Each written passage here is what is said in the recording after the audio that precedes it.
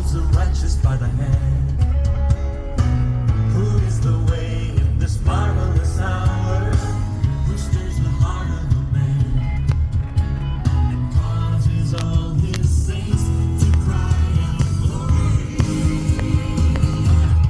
Glory to the Lord. Worship him, the God of our salvation. Glory to the Lord. Honor him. He reigns, he rules the nation. He's righteous and worthy. Vlog tayo. Ano, tinalak dito sa Marble sa South Cotabato. Ano yan? Yung Provincial Affair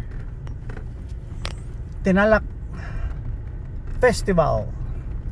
Pero may napansin ako dyan sa highway. Kung saan yung palagi yan kung saan yung may mga activities na busy, doon din nagpa-asphalt or may ginagawa sa daan. Why not do that during the normal days?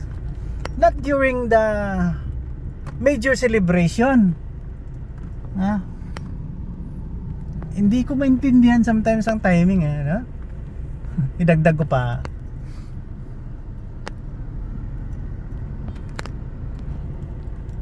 Diyan sa Bubunag 2022 yata. Siniminto yan, siniminto. After few months, nandiyan naman yung jackhammer, ang tawag niyan.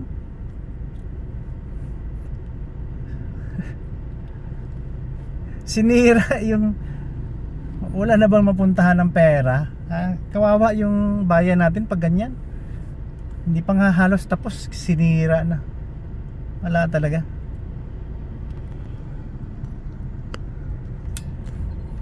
Very disgusting. July 16, 2024. Anniversary yata ito ng Major Sakuna. Yung Ruby Tower earthquake.